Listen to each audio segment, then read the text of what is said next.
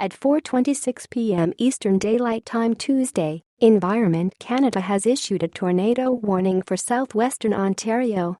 Extra care and attention should be exercised in and around the following localities: Huron County.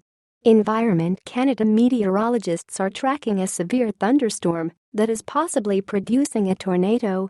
Damaging winds, large hail and locally intense rainfall are also possible. Take cover immediately if threatening weather approaches. Please consult local media for more information.